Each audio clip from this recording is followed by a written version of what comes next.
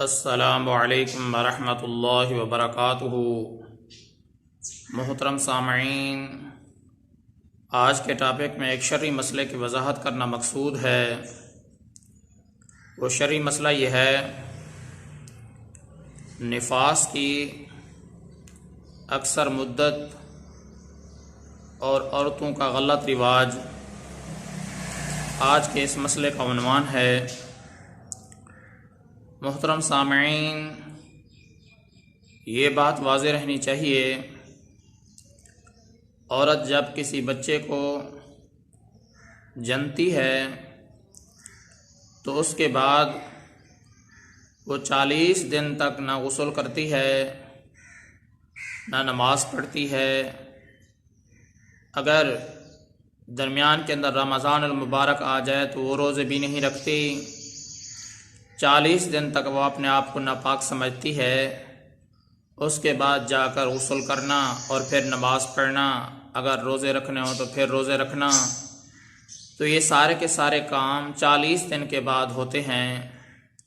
تو یاد رکھنا چاہیے 40 دن تو نفاس کی اکثر مدت ہے کہ 40 دن کے بعد نفاس کا جو خون ہے اس کے احکام جاری نہیں ہوتے۔ یہ تو نفاس کی اکثری مدت ہے، زیادہ سے زیادہ مدت ہے۔ لیکن نفاس کا جو خون ہے اس کی جو اقل مدت ہے اس کی کوئی بھی حد مقرر نہیں ہے۔ اگر 3 دن کے اندر بھی خون ختم ہو جائے تو اس کے بعد عورت غسل کرے، غسل کے بعد فوراً نماز پڑھنا بھی شروع کر دے۔ اگر رمضان المبارک ہے تو روزے رکھنا بھی شروع کر دے، اور اسی طریقے سے اپنے شوہر کے پاس بھی جا سکتی ہے۔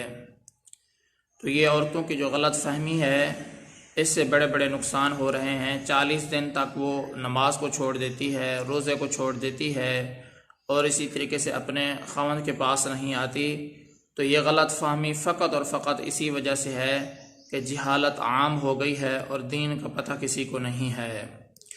محترم سامعین، مسئلے کا خلاصہ یہی ہے کہ جب بھی عورت کے ہاں کوئی بچہ پیدا ہوتا ہے تو اس کے بعد خون جاری ہو جاتا ہے تو عورت 40 دن تک اپنے آپ کو ناپاک سمجھتی ہے، غسل بھی نہیں کرتی، نماز بھی نہیں پڑھتی، روزہ بھی نہیں رکھتی۔ حالانکہ نفاس کی 40 دن تو اکثر مدت ہے۔ 40 دن کے بعد نفاس کا جو خون ہے اس کے احکامات جاری نہیں ہوتے، لیکن جو نفاس کی اقل مدت ہے، کم سے کم مدت ہے، اس کی کوئی بھی حد مقرر نہیں ہے۔ اگر 3 دن کے اندر بھی بچہ جننے کے بعد اگر 3 دن کے اندر بھی خون رک جاتا ہے تو عورت کو چاہیے کہ وہ غسل کرے، نماز روزہ شروع کر دے۔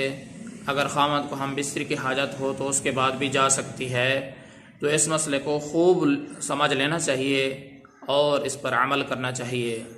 اللہ تبارک و تعالیٰ سے دعا ہے کہ اللہ تعالیٰ مجھے بھی اور تمام مسلمانوں کو صحیح معنی میں ہدایت عطا فرمائے۔ میں آپ سب کی دعاؤں کا طلبگار ہوں۔ محمد ثناء اللہ فاروق۔